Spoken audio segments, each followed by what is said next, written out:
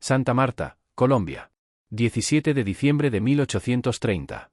En una modesta quinta llamada San Pedro Alejandrino, rodeado por el calor sofocante del Caribe y el aroma dulzón de los cañaverales, un hombre agoniza.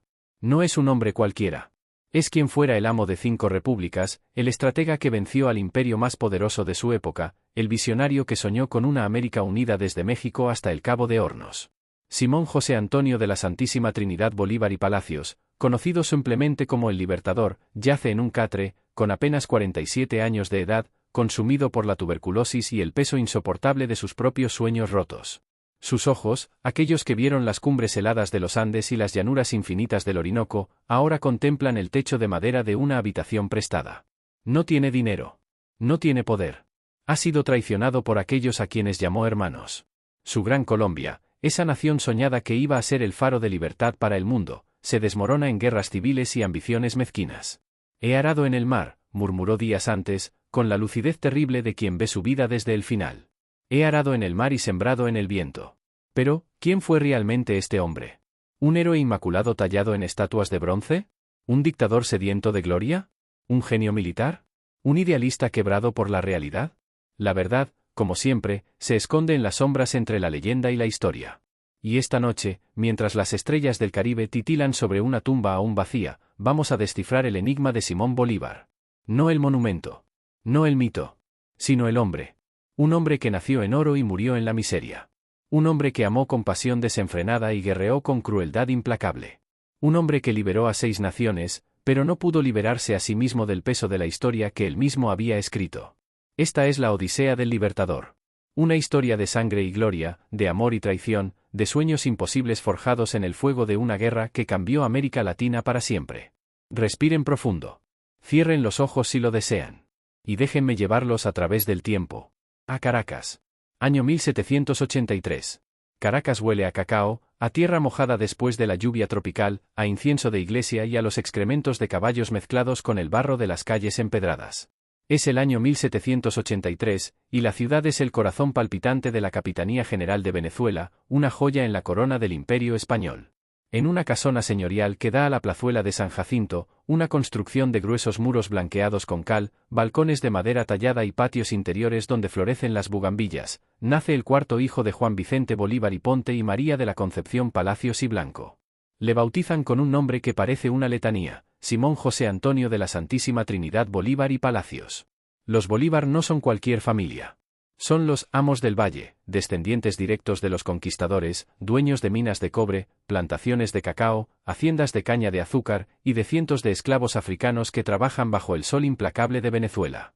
Son aristocracia criolla, españoles nacidos en América, ricos como virreyes pero sin el poder político que la corona reserva para los peninsulares nacidos en España. El pequeño Simón crece rodeado de lujo y de ausencias. A los 2 años y medio, su padre muere de tuberculosis. Esa misma enfermedad que, como una maldición familiar, terminará devorando también al hijo décadas después. Su madre, una mujer frágil y melancólica, se consume lentamente hasta fallecer cuando Simón tiene apenas 9 años. El niño queda huérfano. Rodeado de oro, pero huérfano. Y aquí comienza el misterio de Simón Bolívar.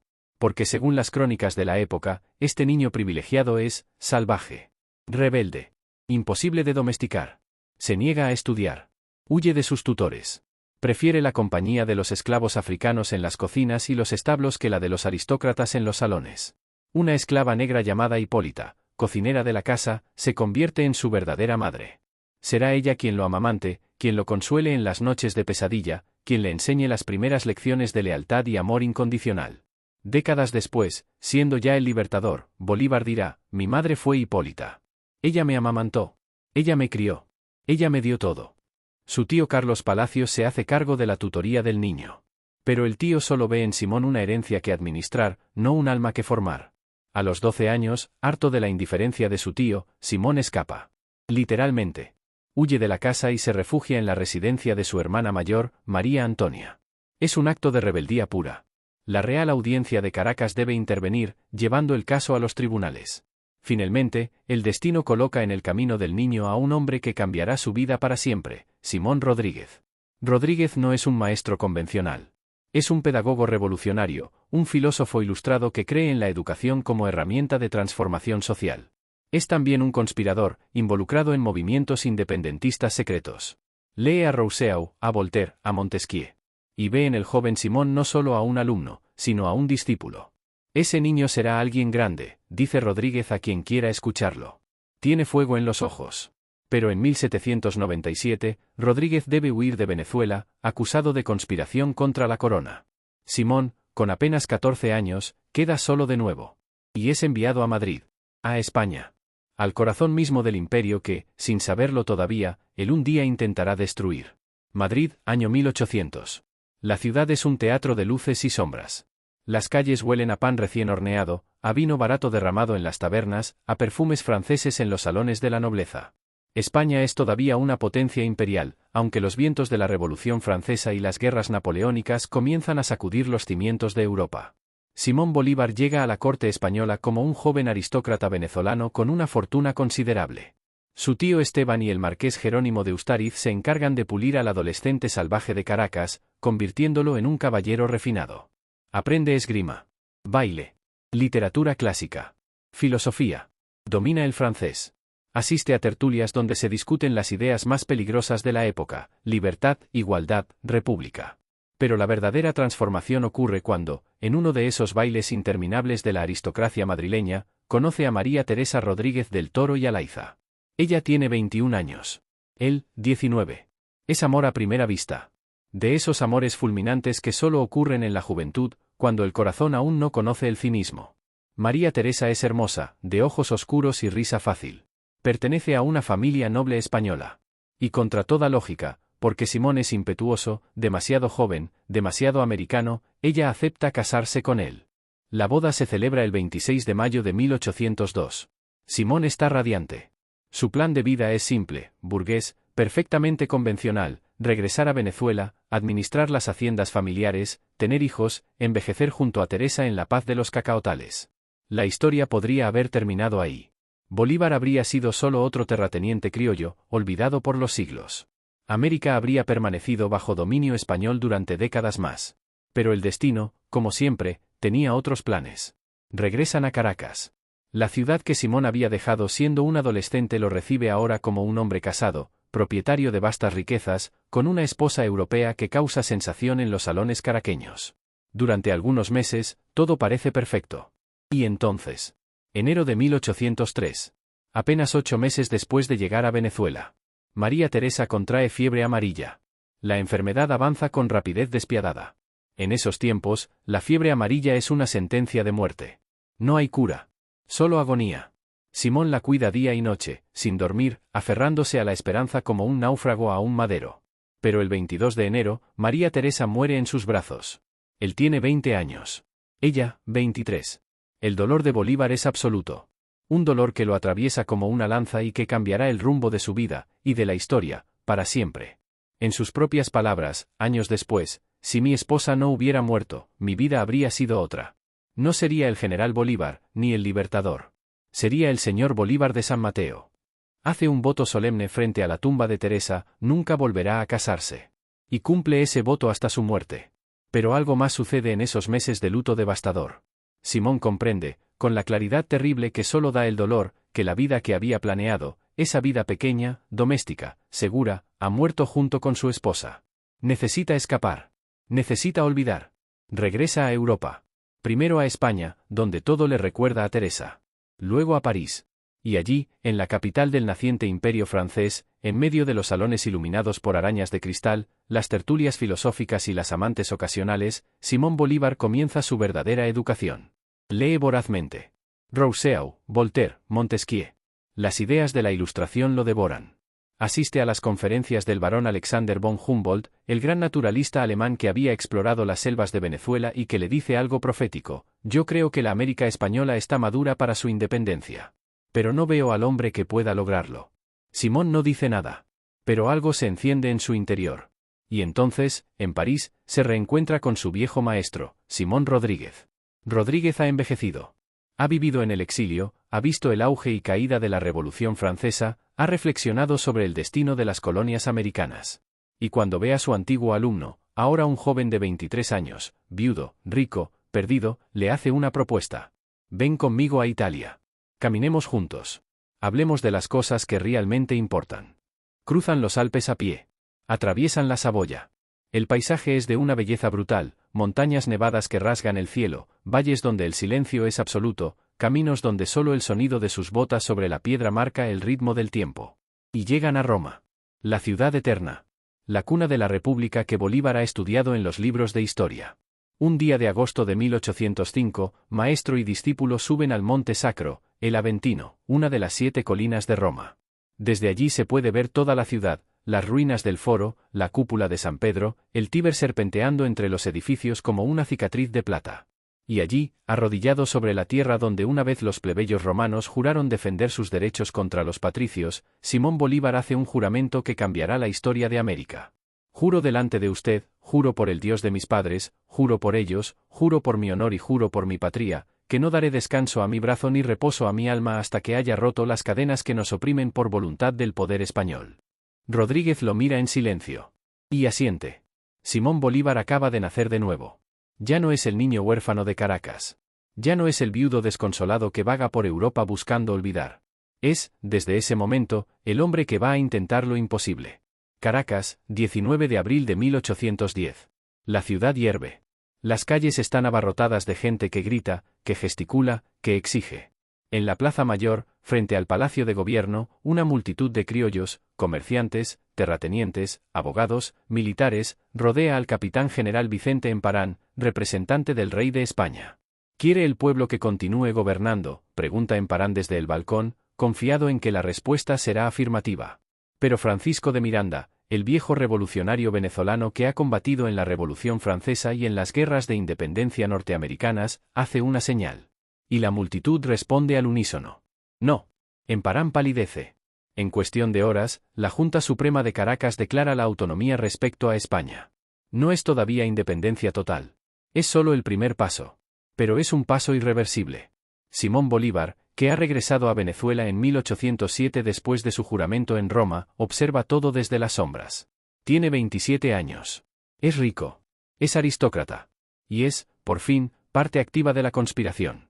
La Junta lo envía a Londres junto con Andrés Bello, su antiguo maestro, para buscar apoyo británico.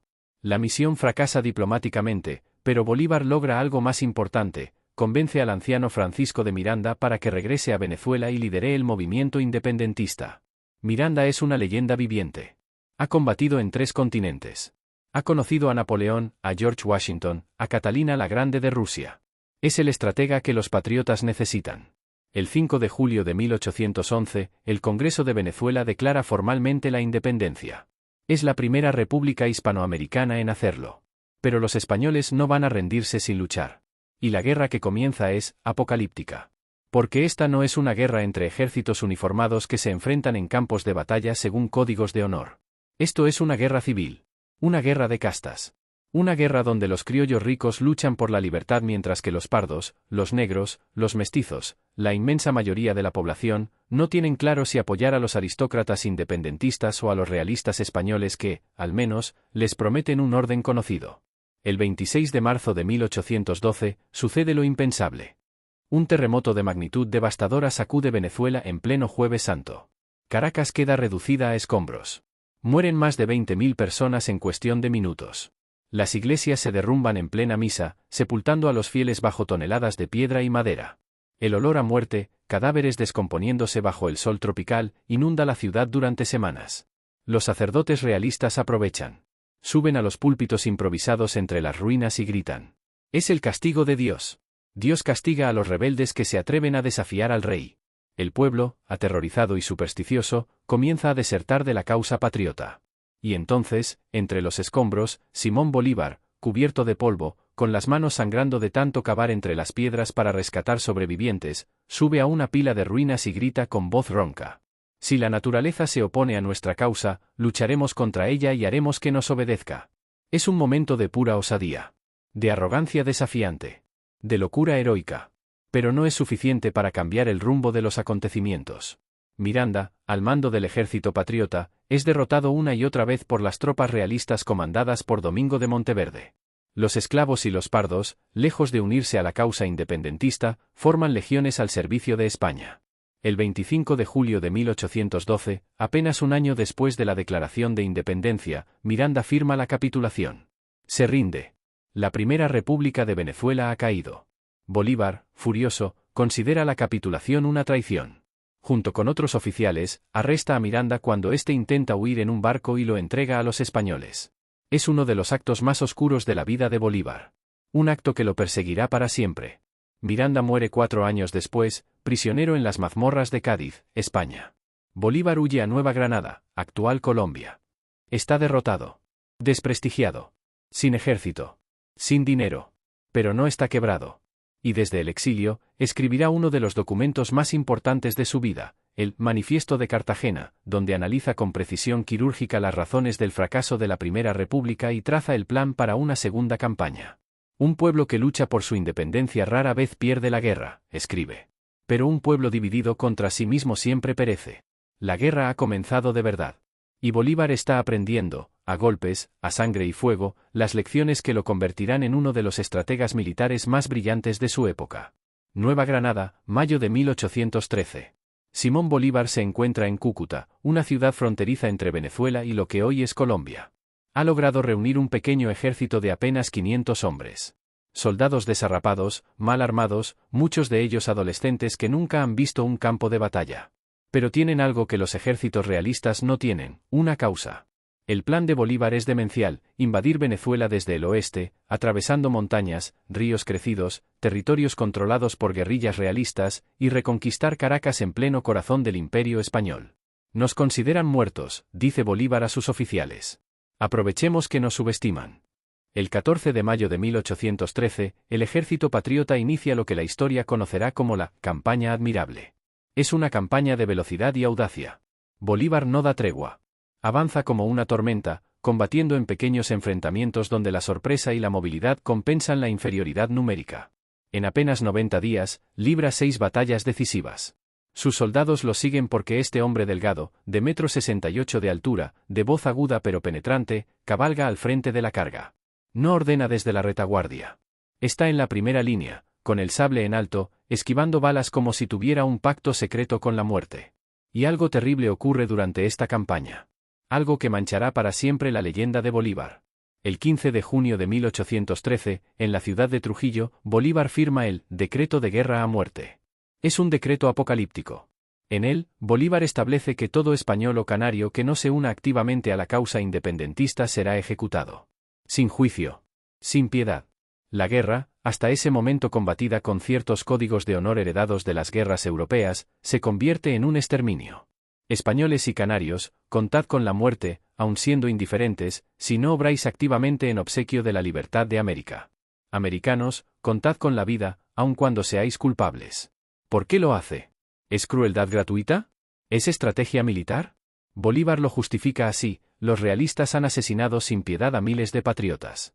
Han violado, torturado, ejecutado en masa. Si los independentistas siguen combatiendo con guantes de seda, serán aniquilados. La guerra a muerte busca radicalizar el conflicto. Obligar a cada persona a tomar partido.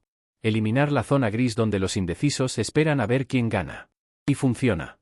Pero a un precio terrible.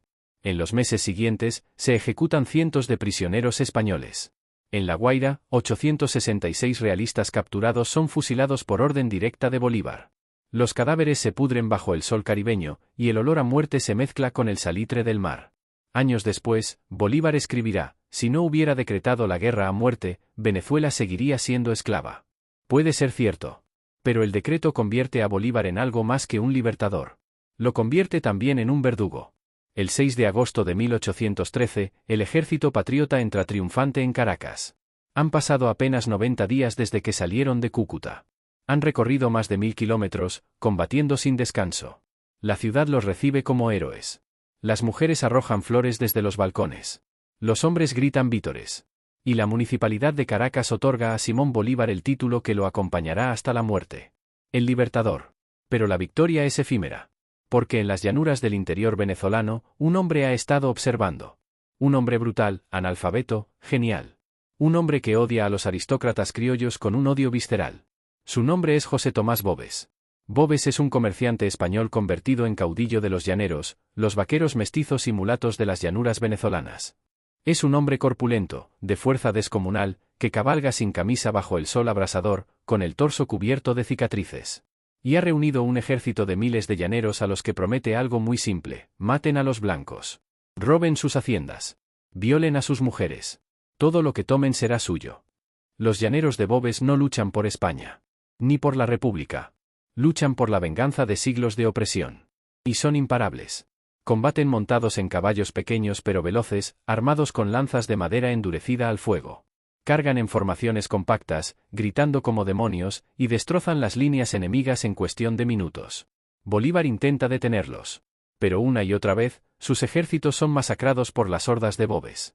En junio de 1814, en la segunda batalla de la Puerta, el ejército de Boves aniquila completamente a las fuerzas patriotas. Mueren más de 2000 hombres en pocas horas. El campo de batalla queda cubierto de cadáveres destripados por las lanzas. Bolívar, con los restos de su ejército, huye hacia el este de Venezuela. Y ordena algo que será recordado como una de las tragedias más grandes de la guerra: la emigración a Oriente. 20.000 caraqueños, hombres, mujeres, ancianos, niños, abandonan la ciudad y emprenden una marcha desesperada hacia el este, huyendo de las tropas de Boves. Es una caravana de muerte. Caminan bajo el sol tropical, sin agua, sin comida, atacados constantemente por guerrillas realistas. Miles mueren en el camino. De sed, de hambre, de enfermedades. Los buitres siguen la columna, sabiendo que habrá cadáveres frescos cada día. En diciembre de 1814, Boves muere en combate, herido por una lanza patriota. Pero su legado de destrucción persiste. La Segunda República de Venezuela ha caído. Bolívar, de nuevo derrotado, huye a Jamaica. Está arruinado. Desprestigiado. Muchos lo consideran un fracasado obsesionado con una causa perdida. Pero en el exilio, en una habitación modesta de Kingston, Bolívar escribe otro documento fundamental, la Carta de Jamaica. Es una profecía. Un análisis geopolítico de América Latina donde predice, con asombrosa precisión, el futuro de las naciones que todavía no existen. Habla de la necesidad de unidad, de los peligros del caudillismo, de la fragilidad de las repúblicas recién nacidas. Y termina con una frase que resume toda su filosofía. Somos un pequeño género humano. Poseemos un mundo aparte, cercado por dilatados mares, nuevo en casi todas las artes y ciencias. En 1815, alguien intenta asesinarlo. Su criado Pío, sobornado por agentes españoles, entra en su habitación con un cuchillo. Bolívar se salva por casualidad, esa noche estaba durmiendo en la casa de una amante. Pero el intento de asesinato le recuerda algo fundamental: si quiere triunfar, necesita cambiar de estrategia. No puede seguir combatiendo solo en Venezuela. Necesita una base más segura. Necesita recursos. Necesita aliados. Y entonces, mira hacia el sur. Hacia Nueva Granada. Hacia los Andes. Casanare, Nueva Granada. Junio de 1819. El ejército patriota, si es que se le puede llamar así a esa colección de hombres harapientos, descalzos, armados con fusiles oxidados y lanzas improvisadas, se arrastra por los llanos inundados. Es la época de lluvias. Los ríos se han desbordado, convirtiendo las llanuras en un océano de lodo. El agua llega hasta las rodillas. A veces, hasta la cintura. Los caballos se hunden, resoplan, mueren de agotamiento. Los hombres avanzan lentamente, combatiendo no solo contra el enemigo, sino contra la naturaleza misma. Simón Bolívar cabalga al frente, empapado, cubierto de barro, con fiebre. A su lado cabalgan Francisco de Paula Santander y José Antonio Anzoátegui, dos de sus oficiales más leales. El plan es descabellado. Bolívar quiere cruzar los Andes, la segunda cordillera más alta del mundo, en plena temporada de lluvias, con un ejército de 2,500 hombres mal equipados, para atacar Bogotá por sorpresa. Los realistas esperan un ataque desde el norte. O desde el oeste. Nunca desde el sur, cruzando las montañas heladas donde el aire es tan delgado que respirar duele. Es imposible, le dicen sus oficiales. Imposible es la palabra favorita de los cobardes, responde Bolívar. El 23 de junio de 1819, el ejército inicia el ascenso. Primero atraviesan los llanos inundados. Luego comienzan a subir las faldas de los Andes. El paisaje cambia radicalmente, del calor sofocante de las llanuras tropicales a la neblina fría de las montañas. Y finalmente, llegan al páramo de Pisba. El páramo es un infierno helado. A más de 4000 metros de altura, la temperatura cae bajo cero. La lluvia se convierte en aguanieve, luego en nieve, luego en granizo que golpea los rostros como metralla. Los soldados, muchos de ellos llaneros que nunca han visto la nieve, tiran de los caballos, intentando avanzar por senderos que apenas son visibles. Algunos se desploman, vencidos por el frío y la altitud. Simplemente se sientan en la nieve y cierran los ojos. Nunca vuelven a abrirlos. Se calcula que mueren entre 200 y 300 hombres solo en el cruce del páramo. Sus cuerpos quedan sepultados en la nieve, momificados por el frío. Bolívar, que también sufre la altitud y el frío, se niega a detenerse. Cabalga entre las filas, gritando palabras de aliento. Un esfuerzo más. Solo un esfuerzo más y seremos libres. 7 días después, el ejército desciende al valle de Sogamoso, en el lado oriental de los Andes. Han logrado lo imposible. Las tropas realistas del virrey Juan Sámano, que esperaban un ataque desde el norte, quedan completamente sorprendidas cuando les llega la noticia: Bolívar está aquí. Ha cruzado los Andes. El coronel realista José María Barreiro intenta organizar la defensa. Pero Bolívar no le da tiempo. Combate en Gameza. Combate en el pantano de Vargas. Y finalmente, el 7 de agosto de 1819, en un lugar llamado Puente de Boyacá, ocurre el enfrentamiento decisivo. Es una batalla breve. Apenas 6 horas.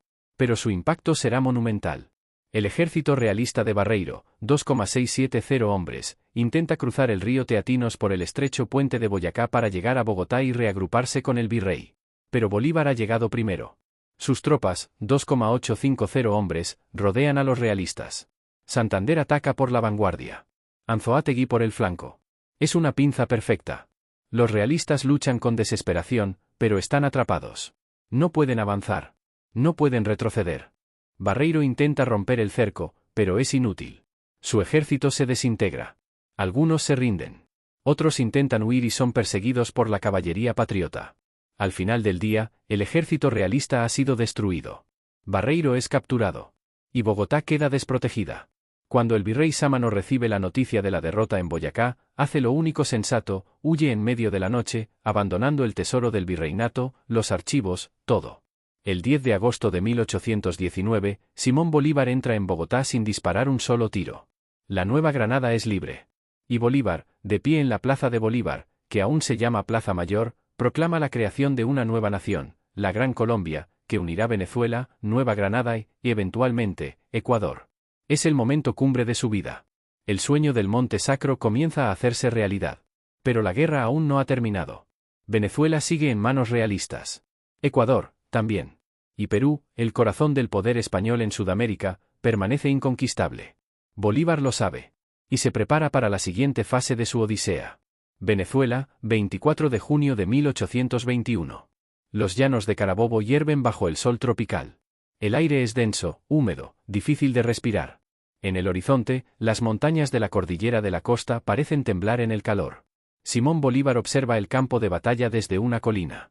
A su lado, José Antonio Páez, el más feroz de los caudillos llaneros, ahora al servicio de la causa patriota, escupe en el suelo y sonríe. Hoy terminamos esto, mi general, dice Páez. Frente a ellos, el ejército realista del general Miguel de la Torre, más de 5.000 hombres, espera en posición defensiva.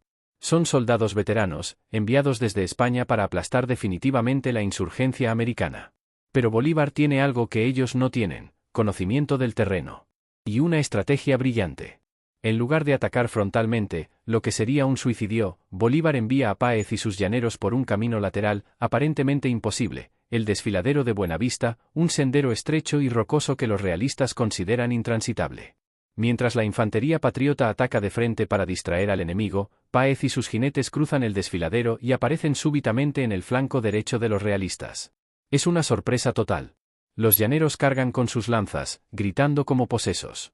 Destrozan el flanco realista en cuestión de minutos. El ejército español, atacado por dos lados, intenta reorganizarse, pero es demasiado tarde. La batalla dura apenas 3 horas. Al final del día, el ejército realista ha sido destruido. De la Torre huye con los restos de sus tropas hacia Puerto Cabello, pero Venezuela está, de facto, liberada. Carabobo sella la independencia de Venezuela. Y Bolívar, cabalgando entre los cadáveres y los heridos, comprende que cada batalla ganada es también una tragedia. Se calcula que mueren más de 1000 hombres ese día. Patriotas y realistas. Todos ellos hispanoamericanos, matándose entre sí en nombre de ideas abstractas: libertad, lealtad a la corona, patria. Pero no hay tiempo para la melancolía. Porque queda Ecuador. Y Perú. En mayo de 1822, el general Antonio José de Sucre, el discípulo más brillante de Bolívar, el estratega meticuloso que complementa a la perfección la audacia del libertador, libra la batalla de Pichincha en las faldas del volcán que domina Quito. Es una batalla en las alturas. Soldados combatiendo a casi 3.000 metros sobre el nivel del mar, en un terreno escarpado donde un paso en falso significa caer al vacío. Sucre vence. Ecuador es libre. Y se incorpora a la Gran Colombia. El sueño de Bolívar parece finalmente realizarse, una nación que abarca desde el Caribe hasta el Pacífico, desde las costas de Venezuela hasta las selvas del Amazonas.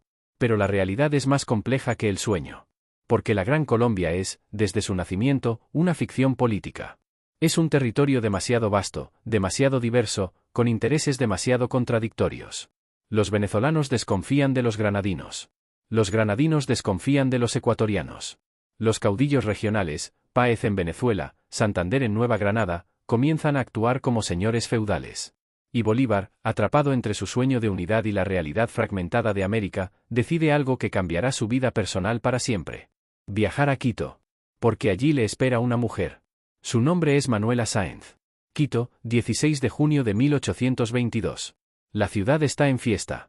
Simón Bolívar, el libertador, el héroe de Boyacá y Carabobo, entra triunfante cabalgando un caballo blanco. Las calles están abarrotadas. Las mujeres, vestidas con sus mejores galas, arrojan flores y coronas de laurel desde los balcones. Y entonces sucede. Una de esas coronas, lanzada con más fuerza de la necesaria, golpea a Bolívar directamente en el pecho. El libertador alza la vista, sorprendido. Y ve unos ojos oscuros, intensos, que lo miran desde un balcón con una mezcla de orgullo y desafío. Es Manuela Sáenz. Tiene 24 años. Es hermosa, de rasgos aristocráticos, pero hay algo salvaje en ella. Algo indomable. Es hija ilegítima de un español con una criolla, lo que la ha marcado desde niña con el estigma de la bastardía. Está casada, por conveniencia, no por amor, con un médico inglés llamado James Thorne, un hombre aburrido y convencional que vive en Lima. Pero Manuela odia las convenciones.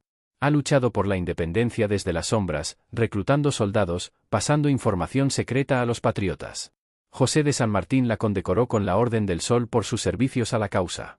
Y cuando ve a Bolívar, sabe, con esa certeza que solo da el instinto, que su vida acaba de cambiar para siempre. Esa noche, en el baile oficial de bienvenida al Libertador, se encuentran formalmente. Bolívar, que a sus 39 años ha tenido muchas amantes pero ninguna compañera de verdad desde la muerte de Teresa, se siente atraído por esta mujer que no se amilana ante él, que no lo adulta, que lo mira como a un igual. Señora, le dice, refiriéndose al incidente de la corona, si mis soldados tuvieran su puntería, ya habríamos ganado la guerra a España. Manuela sonríe. Quizás, general, debería reclutar más mujeres. Es el comienzo de una historia de amor que durará 8 años. Un amor tormentoso, apasionado, imposible. Porque ambos están casados con la guerra. Las cartas que se escriben en los años siguientes son documentos extraordinarios. Ardientes. Filosóficas. Políticas. Eróticas. Bolívar le escribe, mi adorada Manuelita, todo esto es una obsesión, la más intensa de mis emociones. Tu ensoñación me envuelve el deseo febril de mis noches de delirio. Manuela le responde, encuentro que satisfaciendo mis caprichos se inundan mis sentidos, pero no logro saciarme. No hay nada que se compare con el ímpetu de su amor. Pero Manuela no es solo la amante.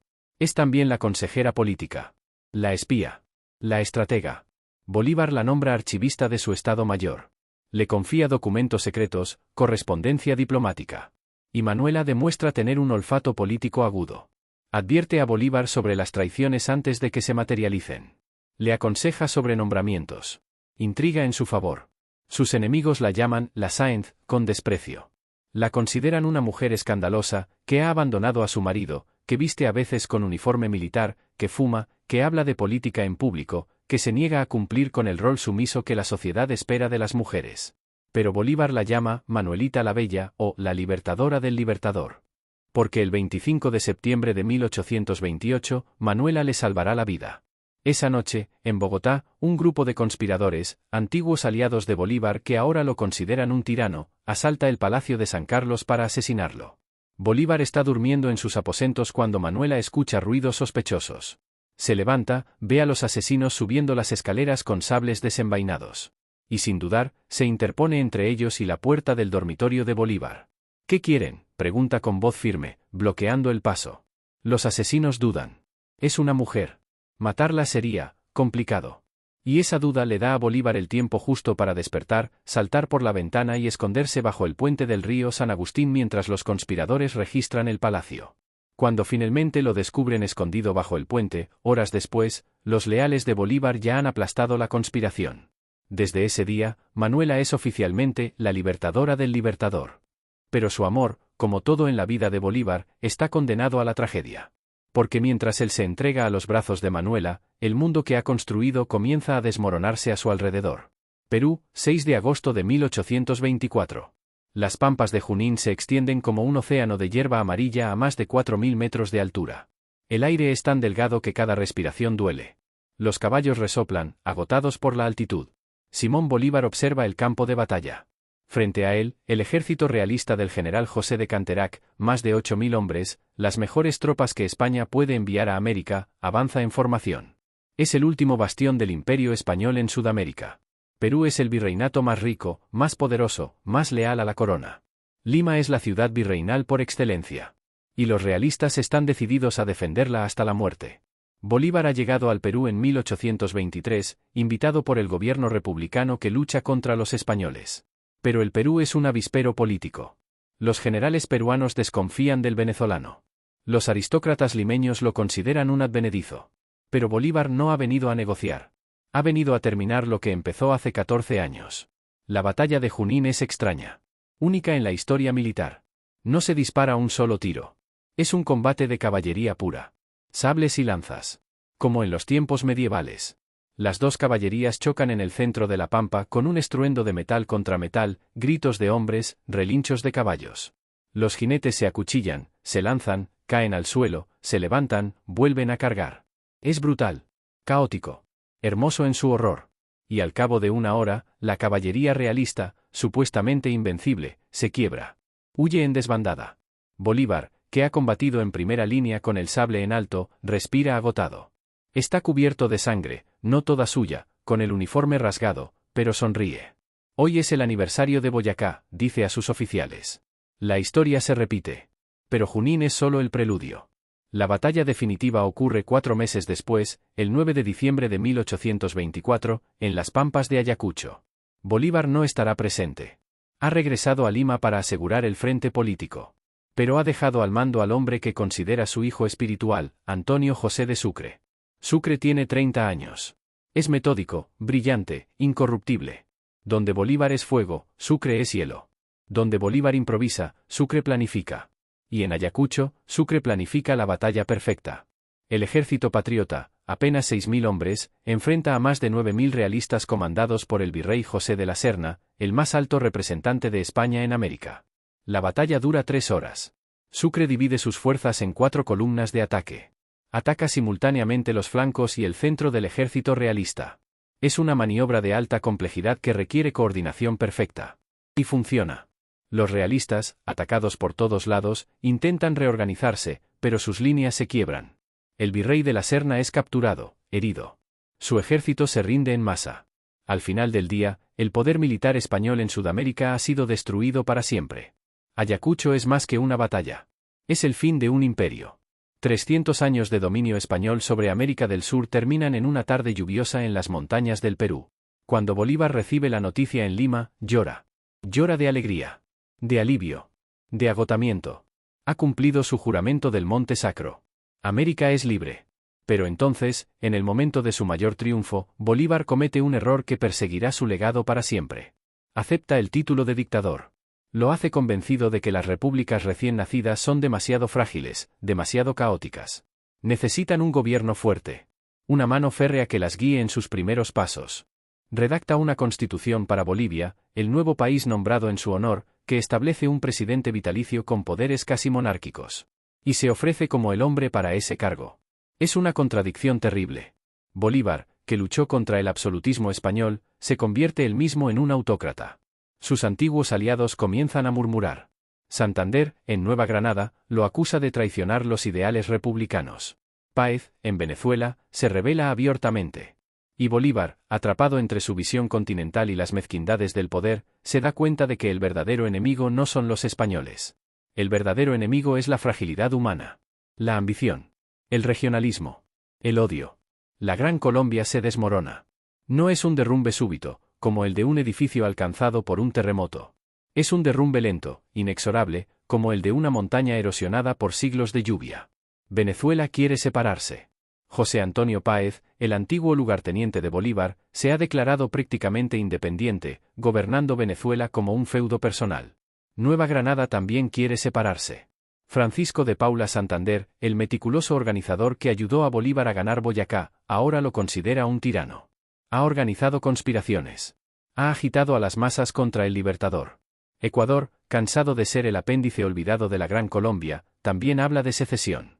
Y Perú, donde Bolívar había sido aclamado como Salvador, lo expulsa en 1827, revocando la constitución bolivariana y exigiendo que abandone el país.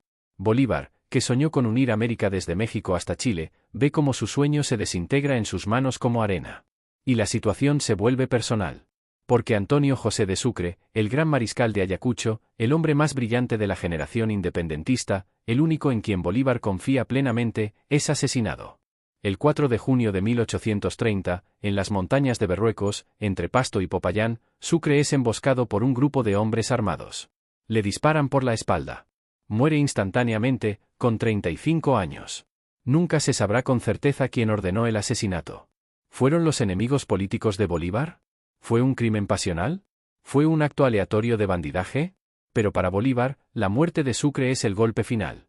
Cuando le llegan las noticias a Santa Marta, donde Bolívar se ha retirado, enfermo y derrotado, el Libertador se desmorona. Llora como un niño. Grita. Golpea las paredes con los puños. Habría preferido perder 2 batallas antes que a Sucre, dice entre sollozos. ¿Qué hombre ha perdido la República? ¿Qué soldado ha perdido el ejército? Y comprende que su tiempo ha terminado. El 8 de mayo de 1830, en el Congreso Admirable de Colombia reunido en Bogotá, Bolívar presenta su renuncia irrevocable a la presidencia. Colombianos, dice con voz ronca, visiblemente enfermo, he sido víctima de mis perseguidores, que me han conducido a las puertas del sepulcro. Yo perdono. Pero nadie lo escucha. El Congreso acepta su renuncia sin protestas. Algunos diputados aplauden. Bolívar abandona Bogotá el 8 de mayo de 1830. Va camino al exilio. Su plan es viajar a Europa, alejarse de América, morir en paz en algún rincón de Francia o Italia. Pero su cuerpo ya no resiste. La tuberculosis, que lo ha estado consumiendo durante años, avanza rápidamente. Tose sangre. Tiene fiebre constante. Ha perdido más de 20 kilos. Está demacrado, pálido, con los ojos hundidos. Y el 1 de diciembre de 1830, llega a Santa Marta. No puede continuar. Literalmente, no puede seguir cabalgando. Un español llamado Joaquín de Mier le ofrece refugio en su quinta, San Pedro Alejandrino, a las afueras de la ciudad. Es una hacienda modesta, rodeada de cañaverales y árboles de mango. Bolívar acepta. No tiene alternativa. Y allí, en una habitación pequeña y calurosa, con solo 2 sirvientes y un médico francés llamado Alexandre Próspero Rebrent que no puede hacer nada más que aliviar el dolor con opio, Simón Bolívar comienza su agonía final. San Pedro Alejandrino, Santa Marta. Diciembre de 1830. Las habitaciones huelen a enfermedad, a sudor, a medicamentos inútiles, a la muerte que se acerca con pasos lentos pero inevitables. Simón Bolívar yace en un catre de campaña, cubierto con una sábana delgada. El calor caribeño es sofocante, pero él tirita de fiebre. Su cuerpo, que una vez cabalgó miles de kilómetros, que cruzó los Andes, que combatió en más de 400 batallas, es ahora solo piel y huesos. Tiene 47 años. Parece un anciano de 80. El doctor Rebrend ha agotado todos los recursos de la medicina de la época. Sangrías. Purgas. Ventosas. Nada funciona. La tuberculosis está en fase terminal. Bolívar lo sabe. Y en sus momentos de lucidez, dicta sus últimas voluntades. He gobernado 20 años y de ellos no he sacado más que pocos resultados ciertos. Primero, América es ingobernable para nosotros. Segundo, el que sirve una revolución hará en el mar. Tercero, la única cosa que se puede hacer en América es emigrar. Cuarto, este país caerá indefectiblemente en manos de la multitud desenfrenada, para después pasar a tiranuelos casi imperceptibles de todos los colores y razas. Son palabras amargas. Desesperadas. Las palabras de un hombre que ve cómo sus sueños se han convertido en cenizas. Pero entonces, en medio de la fiebre, menciona a Manuela. Manuela, susurra. Mi Manuelita. La única que me entendió. La única que no me traicionó. Manuela no está allí. Está en Bogotá, intentando desesperadamente viajar a Santa Marta, pero los enemigos de Bolívar le han prohibido el viaje. No quieren que la escandalosa Sáenz esté presente en los últimos momentos del Libertador. Así que Bolívar muere sin ella. El 10 de diciembre, dicta su última proclama. Colombianos, habéis presenciado mis esfuerzos para plantear la libertad donde reinaba antes la tiranía. He trabajado con desinterés, abandonando mi fortuna y aún mi tranquilidad. Me separé del mando cuando me persuadí que desconfiabais de mi desprendimiento. Mis enemigos abusaron de vuestra credulidad. Si mi muerte contribuye para que cesen los partidos y se consolide la unión, yo bajaré tranquilo al sepulcro. Es una despedida. Un ruego final por la unidad que nunca logró. El 17 de diciembre de 1830, a la 1 de la tarde, Simón Bolívar exhala su último suspiro. Está solo. Bueno, no exactamente solo. Están el doctor Rebrend, un sacerdote que le administra los últimos sacramentos, aunque Bolívar nunca fue particularmente religioso, y José Palacios, su sirviente leal que ha estado con él durante 20 años de guerra. Pero está solo en el sentido profundo. Sin Manuela. Sin Sucre. Sin los hombres que combatieron a su lado. Sin el sueño que lo mantuvo vivo durante 2 décadas. Sus últimas palabras, según el doctor Rebrend, son: vámonos. Vámonos. Estos no nos quieren aquí. Y entonces, silencio. El Libertador ha muerto. Su cuerpo es enterrado en la Catedral de Santa Marta. Es un funeral modesto. Pocos asisten. Venezuela, la tierra que lo vio nacer, ni siquiera envía un representante oficial. Solo 12 años después, en 1842, sus restos son trasladados a Caracas con todos los honores de Estado. Porque, como sucede siempre con los profetas, solo se les reconoce después de muertos. Manuela Sáenz, cuando se entera de la muerte de Bolívar en Bogotá, intenta suicidarse. Literalmente. Intenta que una serpiente venenosa la muerda, imitando a Cleopatra. Pero sus vecinos la salvan. Vivirá otros 26 años en el exilio, primero en Jamaica, luego en el puerto peruano de Paita, sobreviviendo vendiendo dulces y tabaco. Guarda celosamente las cartas de Bolívar hasta el día de su muerte. Muere en 1856, durante una epidemia de difteria. Su cuerpo es enterrado en una fosa común. Sus pertenencias, incluidas las cartas de Bolívar, son quemadas para evitar contagios. La historia de amor más grande de América Latina termina en el olvido. Pero la muerte no es el final de Simón Bolívar. De hecho, es apenas el comienzo de su segunda vida. Su vida como símbolo. Como mito. Como campo de batalla ideológico donde se libran guerras que nunca conoció en vida. Porque Bolívar, muerto, es más poderoso que Bolívar vivo. En Venezuela, Hugo Chávez construye su revolución bolivariana invocando el nombre del Libertador. Cambia el nombre del país a República Bolivariana de Venezuela. Coloca el rostro de Bolívar en todas partes. Y afirma que Bolívar habría sido socialista, revolucionario, antiimperialista. En Colombia, los conservadores invocan a Bolívar como símbolo de orden y autoridad. Los liberales lo invocan como defensor de la libertad y la igualdad.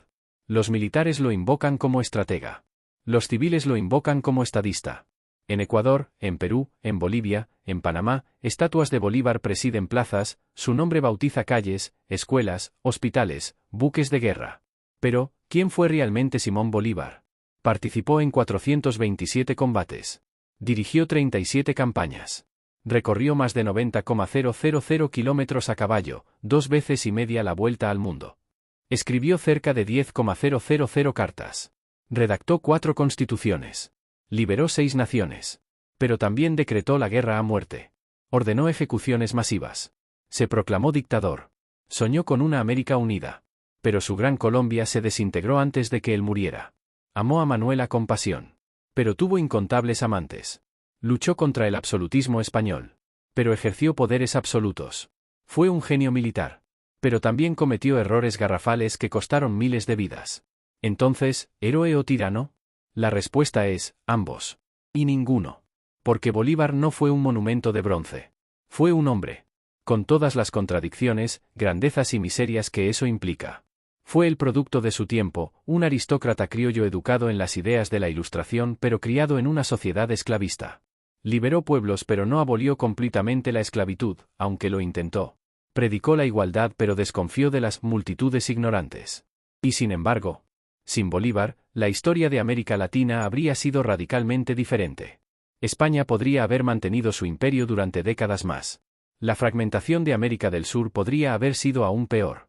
Las ideas de republicanismo, democracia y soberanía popular habrían tardado más en arraigar. Bolívar abrió una puerta. Que las naciones que caminaron por esa puerta hayan construido sociedades imperfectas, injustas en muchos aspectos, no invalida el acto de haber abierto la puerta. Su verdadero legado no está en las estatuas, ni en los discursos políticos que lo invocan para justificar cualquier cosa. Su legado está en algo más profundo. En la idea de que los pueblos tienen derecho a ser libres. De que ningún imperio, por poderoso que sea, es eterno. De que los sueños imposibles, a veces, se hacen realidad. He arado en el mar, dijo en su lecho de muerte. Pero del mar que aró surgieron continentes. Y ahora, después de este largo viaje por la vida de Simón Bolívar, regresamos al momento con el que comenzamos. Santa Marta. 17 de diciembre de 1830. El cuerpo del Libertador yace en una habitación silenciosa. Afuera, el Caribe susurra contra la costa. Las estrellas titilan sobre un mundo que ya ha comenzado a olvidarlo.